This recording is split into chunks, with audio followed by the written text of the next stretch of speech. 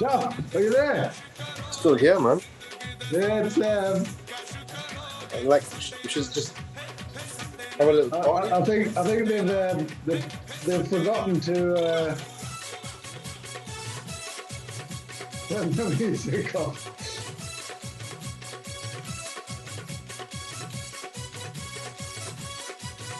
I think we should just dance, shouldn't we?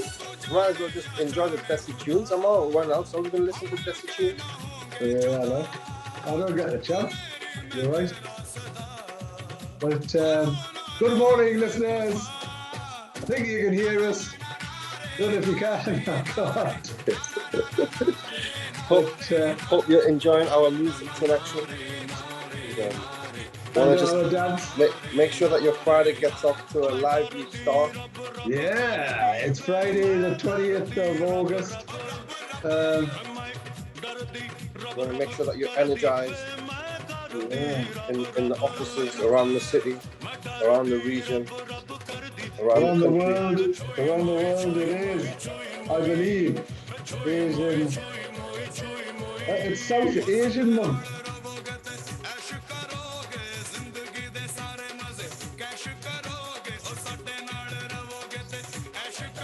I don't know. I don't have any control. Well, we can just try and talk over it, Ammar. Yeah, well, we're recording it as well. So, good morning, listeners and viewers.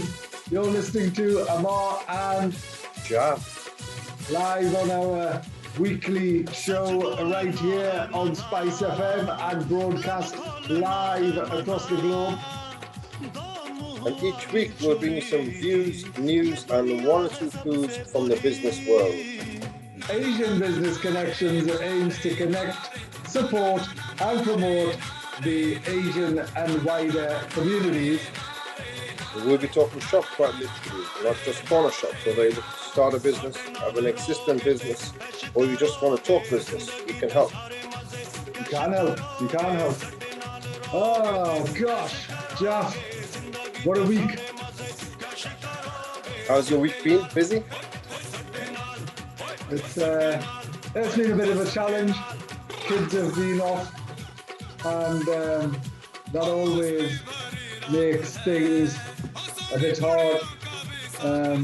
So who's been off? The children are off school and nursery.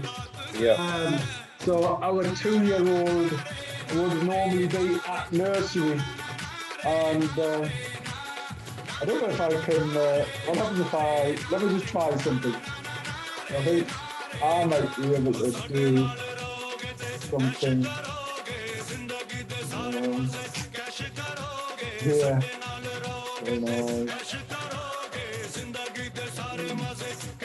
What happens if I do that? There you go. But from a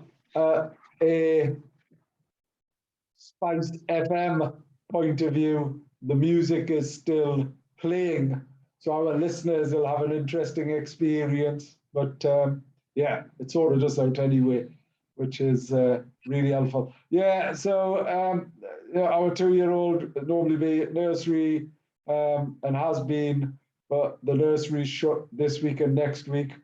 So it's the wife and I have had some competing priorities work-wise, and then just trying to look after kids and things like that. And then took Wednesday off and took them to South Shields, which was lovely, but then consequently I've struggled with trying to get on top of things. But anyway, it is what it is. What about you, Jeff? I was away for a few days. From Sunday, went to a family wedding on Sunday in Portsmouth, and stayed in London. Just got back on Wednesday evening. Yeah, so it's just my dad's cousin's daughter got married, so we had to go. But we stayed in London, so right. And we traveled by train. So to get to Portsmouth, mean, I wasn't going to take the train, and I had to go there, so we had to take a private cab to Portsmouth and back. So that was interesting. So sorry, say that again. So you took the train so from we here so we so we to took the train to London because I just didn't want to drive. and how was that? How was Yeah, that? the train journey is fine, Ammar. I think everything just feels normal. And On did the they have trains and stuff. refreshments? Did they have Yeah, there's refreshments? refreshments. It's not as busy as what it used to be. It's not wall to wall, which is good. Yeah. So got to London. I wouldn't get the underground. I got cabs everywhere. So I went to the hotel just on Trafalgar Square, and then then we took a cab to Portsmouth the day after the wedding was on Monday. So we just kind of chilled out and went to a few restaurants. London is busy, but I think it's not as busy as it used to be because of the tourists. I think the tourists are not coming into the country, and free flowing tourists, meaning that it's just not as crazy hectic as it used to be. So I went to the usual places, and just not as busy as normal for sure. Went to one of Gordon Ramsay's restaurants where the general manager, when we were speaking to her, she said, "Oh, look, we tried to book a table at 9:30. She said, "Look, can you please come earlier because we're closing early because we just don't have the staff." Really? And they were very, very open about it. Yeah. So I said, yeah, that's fine. So we got there for 9:15, and they were just tidying up the service. They were usually open till 11, Right. but they just close. It's a bit like us. You just close whenever you feel you want to close at the moment. You can. Yeah. So, and they were saying similarly that the ping has been killing them, and on top of that, obviously, Eastern Europeans not coming into the country, and that particular manager, she was English, and she said, "Look, there's not many English people around in hospitality. I'm a rare breed in hospitality, doing these hours that I do, and it's true. So it was interesting. I mean, it's still lively and busy, but not as crazy as what it used to be." Yeah, well, I think, we are going to head down there for a couple of days on Sunday. All right. I've had to bite the bullet because it's either trying to juggle and have the week that I've had this week with kids, or take some time off and spend it with them where you're doing something. So yeah, looking forward to that. So we're going to shoot off Sunday is what the plan is, and just spend a couple of days. Did you stay at your premises, Jalf, or did you stay at a hotel? No, we stayed at a hotel. Which one? Trafalgar Hotel, just on Trafalgar Square. The one It's a Hilton. It's a Hilton. Yeah, it's a Hilton 4-star. It's nice, lovely hotel. Yeah, it's really nice. Yeah, it's really nice. It is. So it's really handy. I mean, everything is just right next to you, isn't it? Yeah, it is. It is. Only because we looked at, and some of the challenges, right, for families right now is what can you do and what should you do. So it's particularly painful if you're considering going abroad, because we did. And I mentioned to our viewers and listeners the challenges with that is we'd managed to have a break, came back, got back on the Monday, and then from there had a week, Monday, Tuesday, Wednesday, Thursday, Friday, or intensive meeting people, doing things. On the Friday was hosting Consul General, met probably came into contact about 100 people that day, Jalf. And then on the Friday, immediately after that, at tea time, got a call and saying, "Oh, you've got to isolate." And this was from the plane, and it's like, you can't do anything about that. So we then we're locked down for another 5 days for the following week, and it's painful. So it doesn't matter what you do to protect yourself, you're at risk of potentially being forced to isolate. We can't afford to, and we wouldn't want to keep the kids on. That's one of the biggest challenges, is trying to do work from home when you're entertaining a couple of young people. But then, if you looked at so holidays abroad, they are there, and people, lots of friends and family have sort of are taking them. So from the wife's side and all of that, but we would struggle. But then if you look at the staycation, we looked at a hotel in the lakes for like this week or last week or this week or next week even, and it was £7,000. It's ridiculous. I mean, we've been asked to do an event for somebody quite last minute, and the lady was like, "Look, you can charge whatever you want." And I said, "Well, look, we can't do that. Yeah. We can't just say that, oh, look, hold people with a gun to their head, or we will come and we want to charge this much and make a bloody premium." It's just ridiculous. I mean, A, morally it's wrong. B, that person's never going to forget in the long term. So why do we want to jeopardize our kind of the way that we conduct our business over a quick few extra quid, when the bigger picture is you should do your business with morality and fairness. And yes, you have to make profit, but don't go and fleece people when you've got an opportunity. I just really don't believe in that. So obviously people, I understand there's pressures and there's been hard times and they've lost money and they want to make money back, but £7,000, come on. I mean, it's just holding a gun to people's heads. And I just think that's wrong. It's just exploiting now. Clearly, there is, you have to equally recognize from a hotel's point of view, how hotels usually operate is at the quiet periods, they reduce the prices, and at peak prices, at peak times, they increase the prices. Of course, but there should be limits though. But you shouldn't exploit people, because that's quite wrong, isn't it? Of course, that's the whole point. I mean, there should be a limit on what you can do and what you can't do. So I think talking about customers, Jalf, our business topic of the week is following on from last week's. Can you see that? Yep. So the topic this week is customer segments. Yeah. Okay, excellent. So last week we talked about a business model, and what a business model is. It's fundamentally your plan on how you conduct business. So and there's within a business model canvas, there's 9 parts to it. The first part of any business model is identifying your customer segments.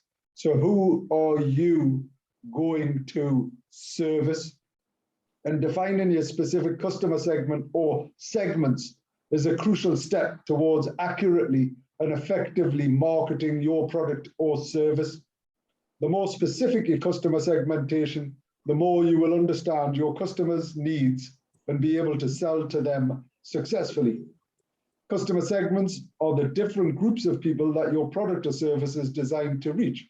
You could group them by common demographics, common needs, or common behaviors. Whatever you choose, it is important to make sure that this information aligns with your goals and business plan.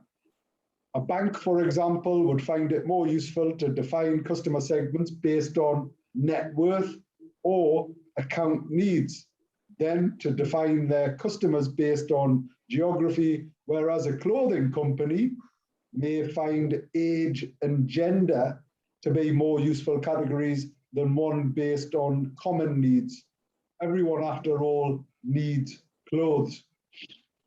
It could help to build up an imaginary profile of a customer for each segment you have identified as an exercise to better identify customer needs and to help you adapt your customer journey. You could even create a storyboard of your customer journey. And where you illustrate guests or customers throughout that journey that they experience that you offer. It is also important to identify your market type. A mass market would be like one catered by supermarkets, a large group of undefined customers with broadly similar needs. Food, a niche market, caters to extremely specific customer segments and is increasingly viable as online trading becomes easier and more popular. A segmented market is served similar but still distinct, and customer segments with a slightly different value proposition for each. A diversified market caters to two or more completely unrelated customer segments, each with a totally different value proposition, and multi-sided markets serve two different but interdependent segments. So, for example, Airbnb, Jalf, they service people who have a house, and and people who want to use a house. Once you've segmented your customers and identified your market, it is important to then use this information to your advantage. At the most basic level, customer segmentation lets you to make more tailored and therefore more effective marketing campaigns, allowing you to adjust offers, communication methods, and even pricing to attract and retain different customer segments. Personalization can be a key factor in customer relations. Jalf, some really interesting figures here, right? So 91% of customers would base repeat purchase on great customer experience, and over 60% expect to have their unique needs and expectations understood and taken into account by brands. So customer loyalty then drives up the customer lifetime value, or how much a particular customer is worth to you over the whole course of their time as a customer. Not only are acquisition costs much higher than retention costs, but though only 12 to 15% of consumers may be loyal to a single retailer, they can account for between 55 and 70% of sales. So your customer loyalty is critical to the success of your business. Segmenting your customers allows you to spend more time building relationships with the most profitable customers without alienating others. Find out more about how the SME Centre of Excellence has helped thousands of businesses to start, survive and thrive. Have a look at their website, smecofe.com. So, Jalf, how much time do you spend on sort of identifying and segmenting customers? I think for us, you need to have a clear understanding of it. It's really, really important. And I guess, so for example, with Kai, it was all a matter of going after a premium market. And when we started off, when we were thinking about, even thinking about, I mean, this is, hey, I'll share some of this information. It's not that sensitive, but I don't want it to come across as being, God, how do you explain it? Anyway, the words can't come to. So anyway, let's explain. When we're designing the tables and we're designing the booths, we kind of, when you're targeting, let's say a 35 plus target audience, and we're looking at the profile of kind of rich men, yeah. And some of them, they're like got fat bellies, right? And I'm just speaking on the hoof here. Not yourself, Ammar, but basically, so basically, when we were looking at the fixed seat, we said, no, can we make this a little bit wider, because we want some of our target audience, the kind of men in 35 plus age range. We think that they're going to be, some of them maybe slightly larger than average. So let's make the seats a little bit wider so they can sit in comfort. And we even went to that level because in our mind, we had identified the product offering and the clients and customers that we were targeting. And obviously you adapt your product based on that. And interestingly, when we do have individuals coming in and sitting on those seats, they don't realize that they're sitting in comfort, because we actually had that as a discussion point. That's really interesting though, isn't it? Because it's a great point. Because if you're uncomfortable because you can't sit in a booth because the table squashes your belly. I mean, if you were going for a McDonald's situation where the audience is between, let's say 16 let's say 30 or whatever it is, might be different, but that might be your prime audience.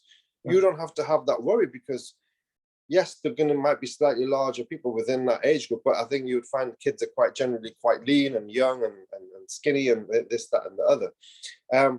For us also, when we did have Kai, when it was Vujon, when we did analyze the people that were dining at that time, we felt that it was a lot of men and a lot of kind of rich men, and they were all kind of big guys. And we said, okay, well, let's take that into consideration. If this is an audience that they're already attracting, let's not dismiss them. So that's just a very small point on how profiling of guests and customers and customer segments is really, really important. I think that's a fantastic example. And it's really, really interesting. But you're right? Because lots of people, for example, in a takeaway, who own a takeaway, would say, oh, well, we'll serve everyone everywhere. But when you're in a particular area, you can understand what area you're in, what your demographic is. You can start looking at who comes in, how much they spend, how often do they spend, and you build up a profile of them. And you then go back to targeting those type of individuals. So it's really, really helpful from a marketing and engagement, a sales point of view. And the biggest organizations and the fastest growing organizations of the world, Jalf, have achieved that purely because of understanding customers and segmenting them. So the Apples, the Facebooks, everyone's just took someone's data, haven't they, and gone, right, well, that person's interested in that, so we're going to show that advert. And it's quite spooky to think that you talk about something or you look at something and then it starts following you everywhere across your digital presence. So son starts recommending, and such starts recommending. And is that not Siri, Ammar? If you got the Siri app on, is that not what Siri does? What does it do? Like starts to follow your every single move. But if you take Siri off, does that not stop that? I don't know. No, well, Siri's an example, but there is also Alexa. There is, as in. All of the devices are constantly listening, all of them. Whether that's your Apple Watch, whether that's your Apple phones, whether that's your Android, everything now is constantly listening, and it'll pick up on keywords. And originally there was like sort of Google Pixels, and they still exist, and Facebook Pixels. So as if you have a shop or a presence online, you can embed a pixel. So somebody who comes onto your website, it'll start tracking them wherever they then go. So all of a sudden, those trainers that you see somewhere, or you're looking at, those sneezies or whatever you call them. What do you call them? Stickers. No. I thought there's sort of, is it Adidas or Nike or someone's got like sneezies or sleazies? Anyway, okay. The point being is it'll just start.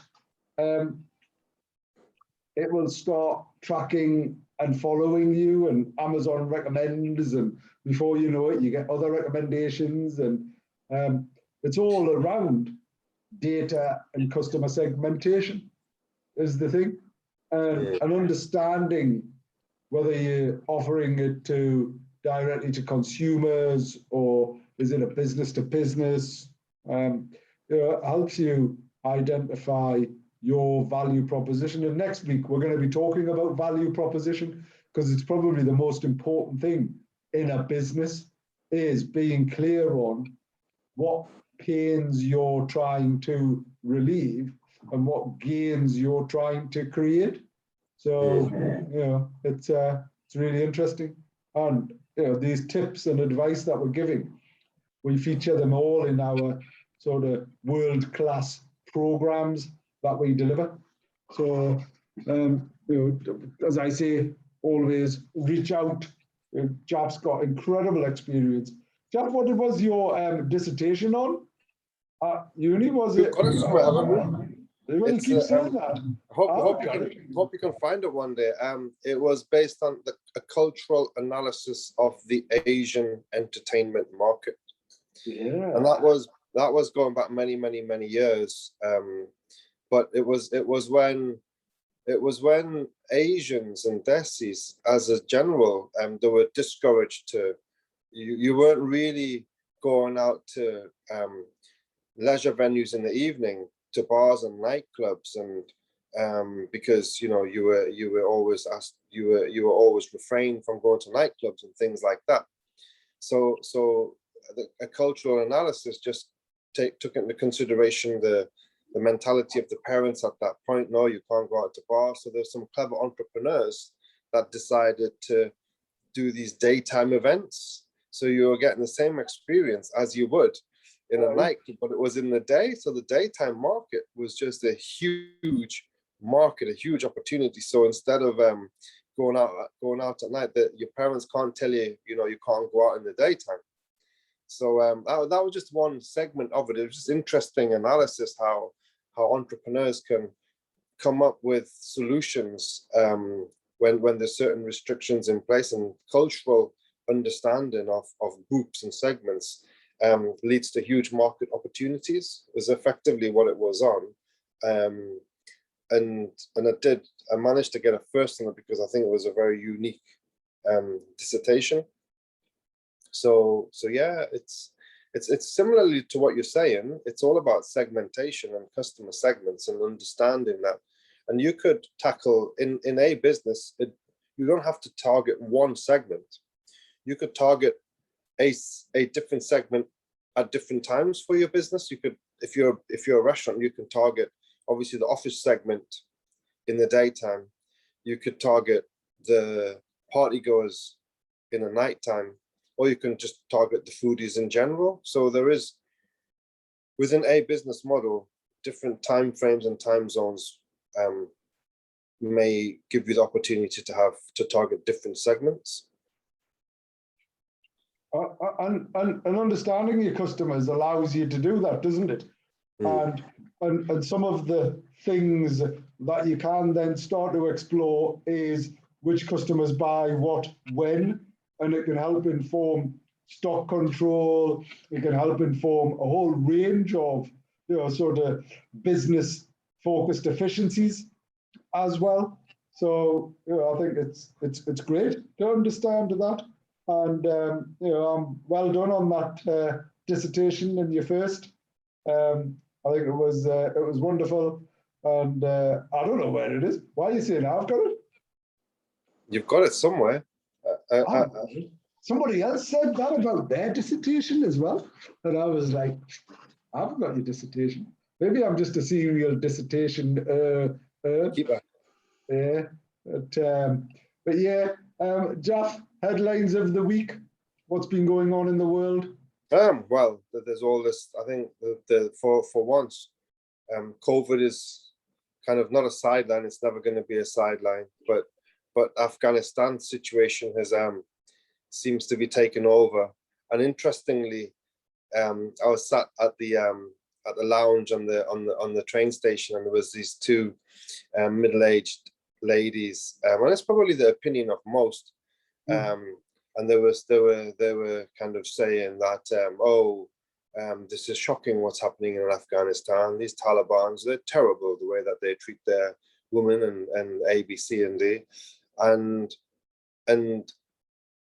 to be honest, I take a view that I don't really know what's going on in that country, because do we really know how they treat their people? Do we really know? Because when I speak to people that I know that are from Afghanistan, they know that the country is absolutely wrecked. It's been bombed and bombed and bombed and bombed. It's just a derelict country. There's nothing much left there.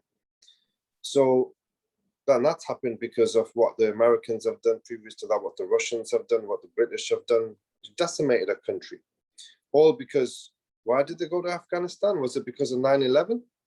And was 9/11 and it was connected to the terrorists that blew up the Twin Towers, and you had to go into Afghanistan to go and find some terrorist and destroy a country? Does that make sense? To me, it doesn't.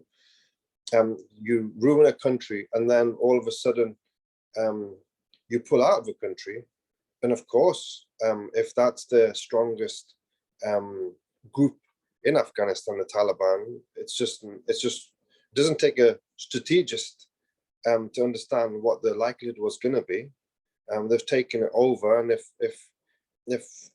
that's their country and that's the power, the leading power in their country, I guess they're going to rule their country. So is it that bad?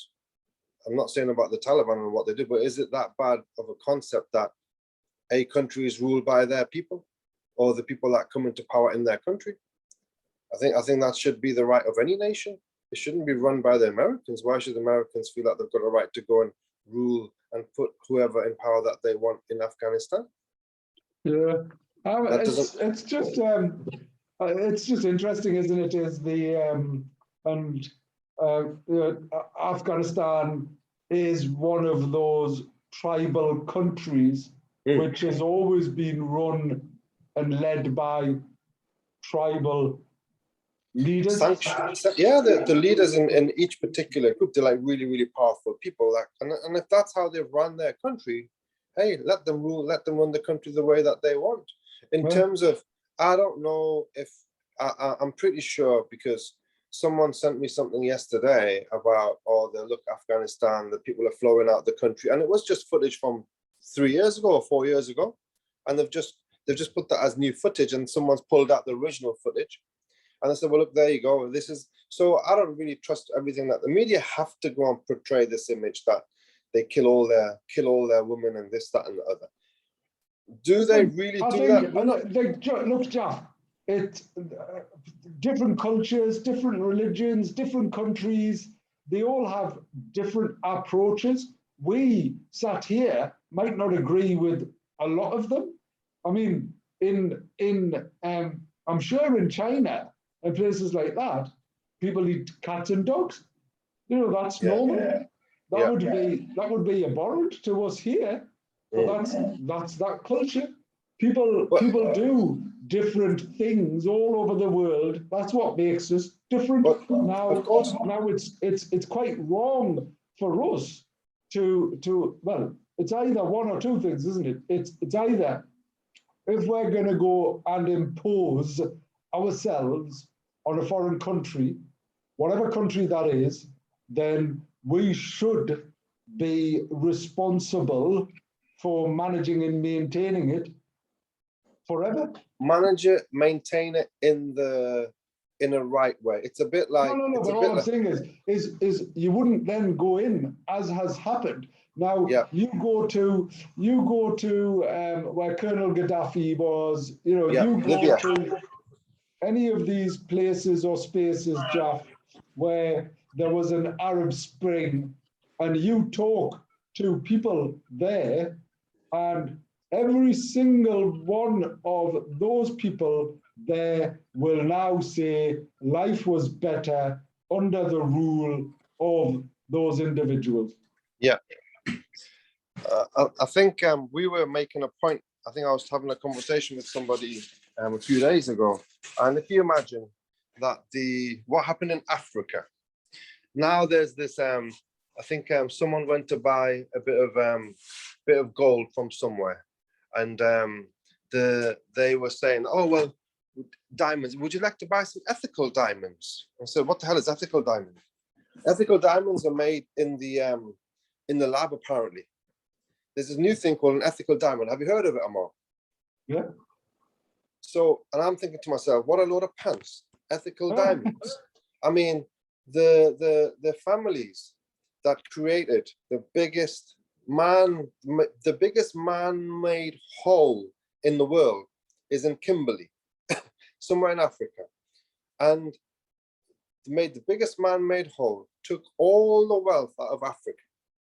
And I went to a few families, the Oppenheimer families and this, that, and the other. And fair enough, if you've got that level of intelligence, that you've got the means and the capability to go and bring in technology to go and help a country extract some minerals that they might not have the ability to do, fine. But don't just decimate the country and leave them with nothing and you take everything away. Where is the morality in that? Could you not have had a little bit of a fair partnership? Look, we're going to come in, we've got this technology, we can extract your diamonds, it's your minerals. Let's have a partnership where we use our intelligence to develop your country, develop your infrastructure, put in some social systems, and we're going to do real good. They could have done that if they really wanted to and become very, very rich themselves as well, but they chose not to do it. You choose to leave these countries decimated with nothing. There's no education, no social structure, no infrastructure, and people for the generation to generation to generation, they're left with nothing, and they also want to flee their country because it's been fleeced. Similarly with Afghanistan, now if you've America and the UK, if you've gone and flattened their country, well then do something to their people. Then let them come into the UK, and that's the argument, right? I think it's just the whole thing is really, really hard and challenging, Jalf. Everybody's dead quick to point the finger. Some of the people and some of the sentiment from an armed forces point of view, it's quite interesting because the army was sent in there, they'd done what they were asked to do, lots of people lost their lives, and there's almost a the perception of, well, what was all that for? And understandably, there's real upset and anger, and I appreciate that. The challenge is look, the Taliban, it's their country. It's and they make up the vast majority of the population. I mean, there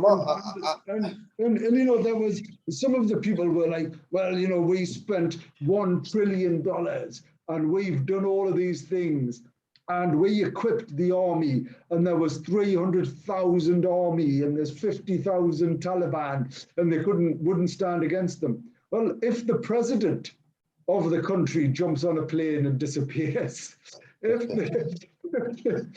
all of the leaders jump, as in disappear, as an army, you're there on behalf of the leadership. So it's quite wrong for us and people outside of the country to go, well, the army should have stood up to them and done all of these things. Well, they were there and the army was created on the understanding that they would have the backup and the support of Western forces. As soon as you take that motive away, you've lost that motivation. Yeah, of course. And I think the other thing is, there's all this talk about Sharia law and this, that, and other, and how bad Sharia law is and A, B, C, and D. I mean, I don't know anywhere, I've not seen anywhere where Sharia law tells you that to treat your women as second-class citizens. If that is done in any way, it's not done because of Sharia law, it's done because of culturally, people outlook to women and ladies is in a certain way. We had a chef in a restaurant, and he was in his late 50s, and honestly, he had an issue against women. And we tried to work it out and understand that why he was like, he just felt that there's no woman that could ever tell him what to do. Even if that person was one of the managers, I'm the man of the house. You're not going to tell me what to do. And we found that a really, really harsh behavior that he had. and it didn't sit well with me at all, to the point where I had to apologize to certain of the management team who were females and say, look, I really apologize about his behavior. It's not representation of our organization. He is an individual, and I am going to look into it. I can't sack him quite yet because, you know, he's a key part of the team, but I do have it in the back of my mind. Now, I don't think that was religious, because he wasn't a Muslim. It wasn't a religious thing, Ammar. It was a culturally. No, you can look, you can blame. It's dead easy to blame religion. You know, you don't. You just because you're a Catholic priest doesn't make you a paedophile, does it? And it's wrong to be even suggesting anything like that. You know, as a matter of fact, it's absolutely disgusting to ever suggest someone's religion makes them into something. But, you know, in the last few weeks, the Catholic Church, the Pope has come out, and, you know, over the last year or two, they've come out and apologized for all of the abuses that took place in the church against children. I mean, it's disgusting. I mean, you've heard those stories. I mean, why do you want to be, I don't understand that concept. I mean, I'm sorry, but I don't understand the concept of being such a good man that you're so close to God, but you can't, you can't be, well, no, you can't be with a woman because you're such a good man, but you can't go and take little kids and do whatever you want with them. What kind of madness is that? You know, okay, it's not right for me to, I'm a father, I can't have any relationships with women. But I don't get that. How are you gonna, where does that sit in with you know, with life? It doesn't make any sense. I think anybody in any power who abuses that, whether that's political, whether that's religious, whether that's, you know, whatever, community, business, it's wrong, isn't it? You know, it doesn't matter whether you're a royal or not. It doesn't matter who or where you are. There's certain things you shouldn't do, full stop.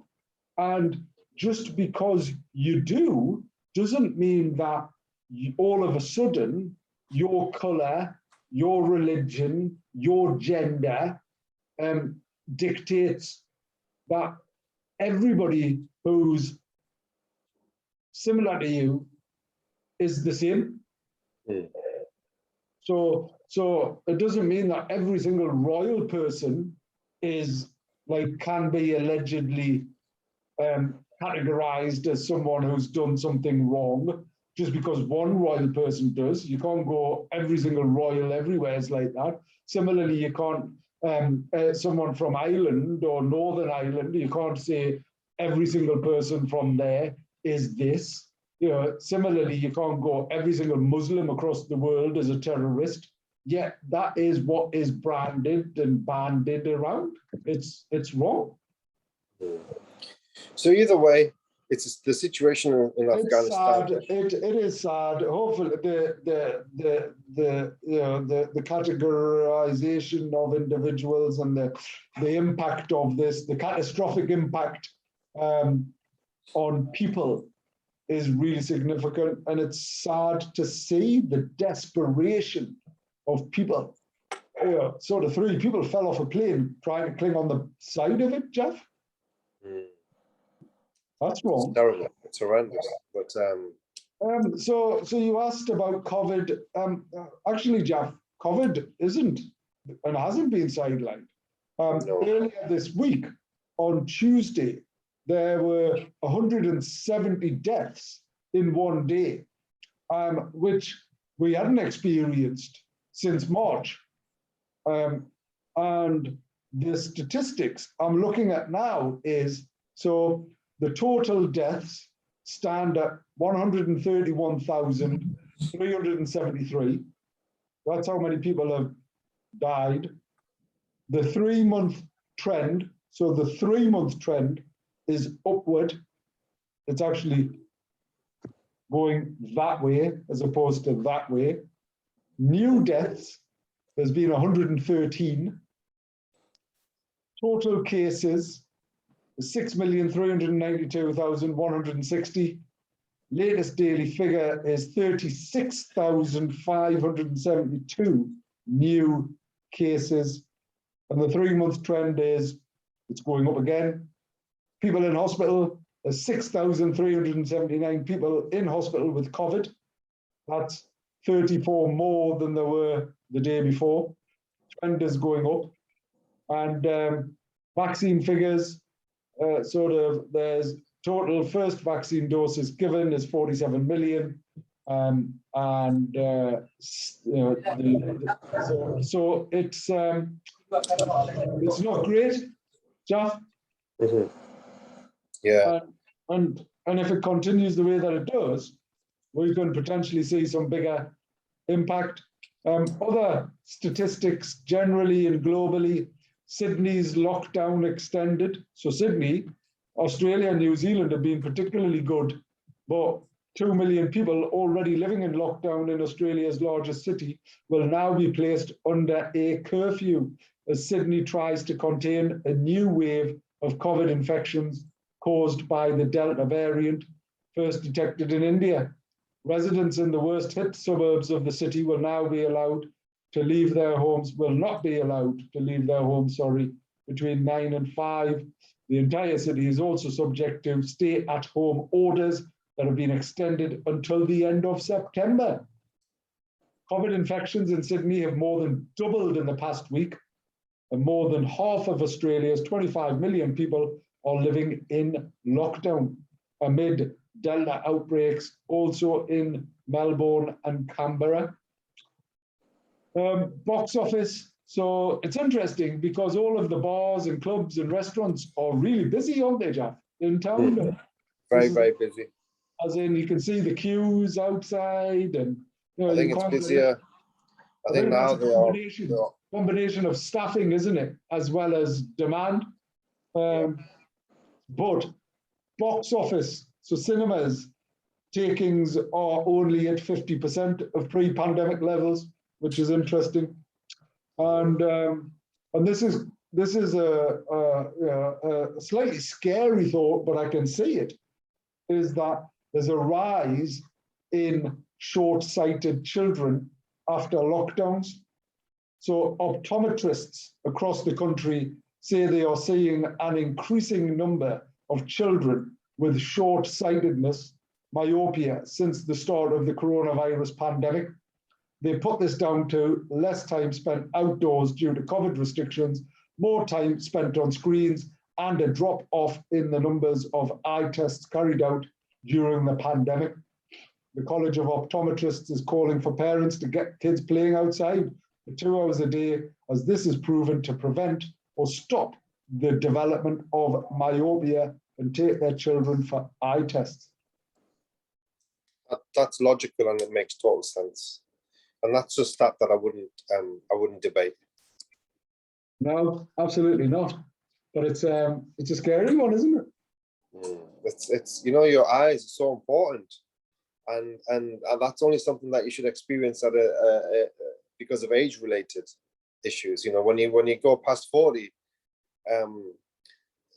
you see people pushing the phone away from them and things like that. But that's it happens to it happens to everyone because of age. But when it's happening to kids, obviously it's the screens that are just really hurting them. I think they don't realize the beauty of having your eyes intact for as long as possible, because when they start to go, your life's not the same. You lose the luxury. It's absolutely critical, is what it is, and it's quite interesting because we all, the family, whether genetically or whether the fact that we didn't get to play out, actually we did. We played out quite a bit, but a number of us within my family have suffered from myopia, as the technical term is called. And then we've got the ASB Awards, Jeff. Let me do a presentation and present that. Can I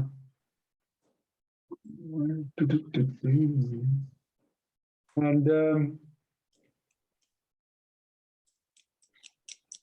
there we go. Let's share that. Can you see that, Jeff? Yeah, I can. So ABC Awards dinner. It's the 12th anniversary this year. 12 years, Jeff. Wow, it's unbelievable, isn't it? It's crazy. If you think about when we met at your restaurant, with my dad and who else was it? With Harry, and it was your uncle, wasn't it? Uncle, yeah, my uncle Shubs' his dad. Yeah. And it was like, it wasn't the Clash of the Titans. It was like sort of just the Titans coming to support us, wasn't it? It was lovely. It's so nice to have those memories. Yeah. And if we look at what we've done and what we've achieved over the last 12 years, Jeff, it is quite incredible. So the ABC Awards dinner is taking place on the 14th of October, so 8 weeks time. There's a particular focus on people and local people, and nominations are still open for the next sort of 3 weeks. And we've had over 80 nominations, Jeff, for the awards this year. So the judges are going to have a hard time. And there's the tables are going really quickly as well. It's wonderful to have sort of our regular supporters, a great annual savings headline supporter. Then we've got the Northeast LEP and Newcastle University and SME Centre of Excellence and a whole host of others as well who have already committed. And the Army is always our armed forces. They're supporting us through this activity. So really exciting. Reach out, get your nominations, abconnections.org, put forward your nomination and book a ticket, because it's going to be a great night, is what it is going to be, Jeff. I think it's about time. Everyone's desperate to get out and celebrate, aren't they? Of course, and hopefully there's not going to be any nonsense in terms of further lockdowns and things like that. Either way, we have to get on with life without lockdowns. You're right, and we will, and we do. So, and what we got planned for next week, Jeff? So you missed the football. Yeah, we've got the tickets, but as I said last week, we missed the cut-off, so they've been moved. But I haven't been to the games. But Newcastle got off to a poor start in terms of a 4-2 thrashing in the hands of West Ham. So let's hope that the tide turns this week and we can conjure up some good results, because you lose 2 or 3 on the trot and all of a sudden the pressure is on. But undoubtedly, and it was such a shame, because I remember tuning in and Newcastle were in the lead. Yeah, winning 1-0, then 2-1, and then just run out of gas, run out of steam. And then I'd seen Maximilian. Is it Max? Yeah, yeah. Is he good? He's amazing. He's our best player. Yeah. Right. Fair enough. So it's it is one of the things though, Jeff, was apparently, because I was talking to some people, and we're going to run out of time in a second, but I was talking to some people who had said that there was a bit more of a atmosphere at the game, not a nice one, which was interesting to hear. It's a shame if that is the case. What, there isn't an atmosphere, not the same? No, it's a really bad atmosphere. A couple of people went with the kids and things like that, and there was lots more abuse and people shouting and all of this type of thing and whatever else. Yeah, I can't really say because I didn't experience it myself, but hopefully I'll be able to give you some information in a few weeks' time. Fair enough. Okay. Well, you'll be listening to Ammar and Jalf live. Sorry, let's do that again. You'll be listening to Ammar and Jalf live on our weekly show. That's it for now. and we'll be back next week. All the best. All the best. Take care. Bye-bye. Bye.